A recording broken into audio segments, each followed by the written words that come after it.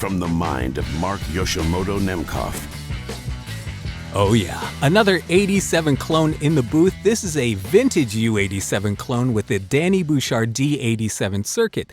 It's a little bit different than the Fuchs AI clone circuit that you saw on the channel last week. I'm going to compare the two a little bit later.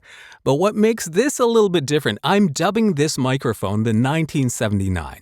Not just because it has a vintage U87 circuit, but because of what sits on top of it. Check this out. So, there's a story behind this. This is crazy. So in 2019, right, I am buying microphone bodies off of eBay for donor bodies, and I see this M Audio Nova body. And I'm like, okay, I'm gonna get that because the bid on it was $20, right? And the auction was about to end. So I bid $20.50 and I won the thing. And I'm like, great, this will be perfect for the project I have planned for. I get it home, I plug it in, just to make sure it's functional or whatever. So I plug it in to listen to it and I talk into it. I'm like, that sounds really rich. That's pretty good. I pop the grill off and this capsule is inside. How crazy is that? So I'm like, what? And I'm looking at this thing and it takes me about all of 10 minutes of staring at it and like, what is going on here to realize what it was. This is a 1979 Neumann K87, a genuine Neumann K87 from 1979. And I'm able to actually figure out the date range of this capsule for two reasons, actually. Three reasons.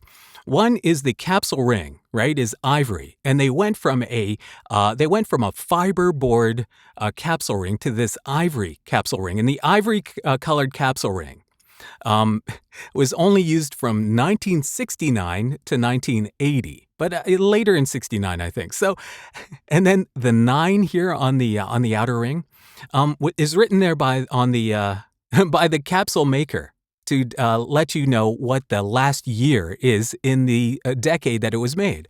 So it could be a 69. I think it's more like a 79. Also, the size of the screws that came with it are like M2s. So it actually completely fit the spec of a 79 K87. And I sent a couple of pictures off. I sent it off, I think, to Klaus and Gosheng, and I got emails back and like, oh yeah, that's the real thing. And I'm like, wow. So I bid $20.50 for this microphone, and it cost me $10 in shipping. And I found out later that it was that this eBay account belonged to an independent record label, like a large indie that had a studio that had folded, which isn't funny. But this was like the last part of their auctioning off all their stuff. This was like the mop up of some like cable like closet or something. They must have found this M Audio Nova at the bottom of a box and just been like, oh, that's a piece of crap. Put it on eBay for $20 with no idea that somebody put a Neumann K87 in it. So that's what you're listening to right now. Craziest thing. It's like my biggest eBay score ever. I've told that story on this channel like back in the olden days. It's like one of the first 5 videos. But it kills me. So I took that capsule and I put it in a different microphone. I put it in a tube mic that I don't use all the time. And I was like, you know what? I need to use it. So I decided to buy another one of these bodies from AliExpress for $25. And it's pretty decent. It's like a 3/4 size replica. And I decided to transplant the whole thing, the Dany Bouchard circuit on the tapered boards, and this capsule into here. And this is what it sounds like. So I'm pretty happy with this. So this right here next to it, this is the Fuchs 87 AI clone. Let me switch. So the difference between these two mics, this also has an REN Audio K87 capsule in it. So you can definitely hear there's a difference between them. But overall, like this one is a little bit more mellow, right? That's why I'm calling it the 79. It feels like the summer of 79 to me.